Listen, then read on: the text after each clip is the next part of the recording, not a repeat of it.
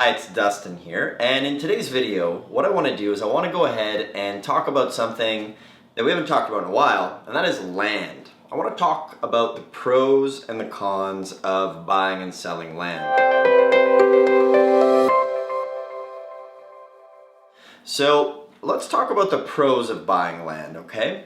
One of the beautiful things about buying land is you can buy it dirt cheap. For example, in my past, I've purchased land for as little as $50, and some of our students buy land for as little as 25 bucks. Some people have even bought land for $1. The county just wanted to get it off the books. Now, the beautiful thing about tax liens and deeds is you can get started with 100 bucks. If you want to go ahead and put in some elbow grease, you can go and you can get on the phone, call counties, find over-the-counter pieces of land and buy them. So say maybe you buy some land for $100, you sell it for $1,000.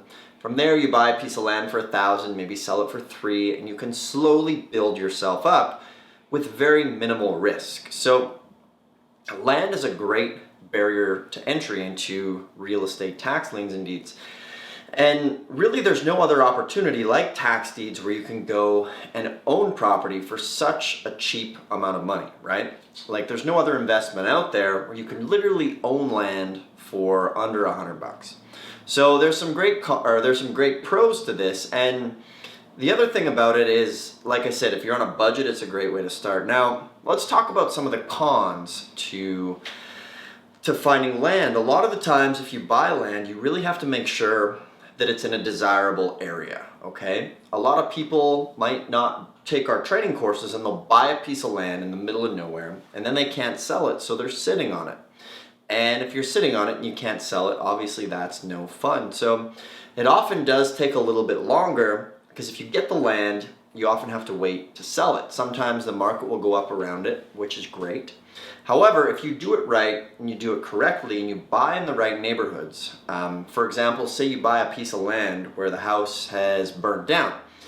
That's a great option because you know somebody will buy that and most likely build. For example, in Texas, where we do a lot of our live auction trainings, what happens is with the houses in the area, a lot of people like to build nice big new houses on 2 to 3 or even 4 lots. So at the county sale, there's often a ton of lots that are right in the city. So you can buy these and sell them to a developer or sell them to the neighbor, or you can buy the house and the lot next to it.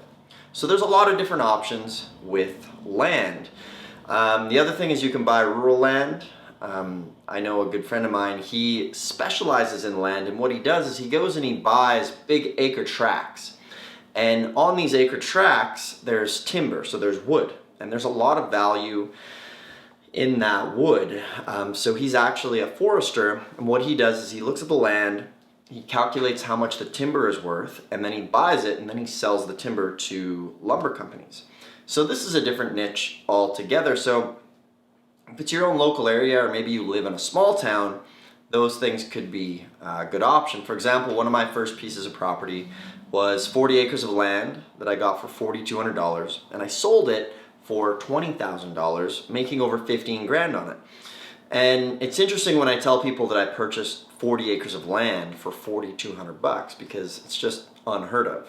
But it's such a good deal like that, you can't really turn it down.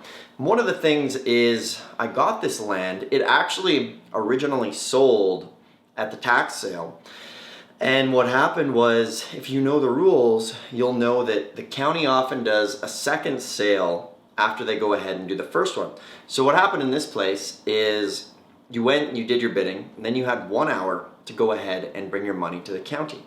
What happens is people would bid on properties and they couldn't afford it or they didn't want it. And then it would go to a resale a couple hours later. And say there was 100 people at the first sale, there might be only 10 people at the resale. So always make sure there's a resale or find out if there's going to be one because you can get a lot of property really cheap.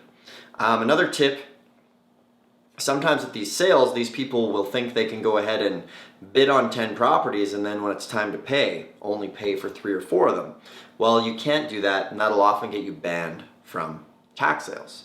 So yeah, I want to go ahead, and that's kind of what I had to say on land today. It's been a while. Just wanted to talk about a few few tips and tricks on that. So on that note, I want to go ahead and wrap this up. I want to continue to give you guys the best free training possible. As you know, we do live auction trips, and if you ever want to join us on one of those trips and have us help you buy property, just click the link on the screen and you can apply today, and maybe it'll be a fit for you on one of our upcoming auction trips. Thanks a lot for watching, and we'll see you in the next video.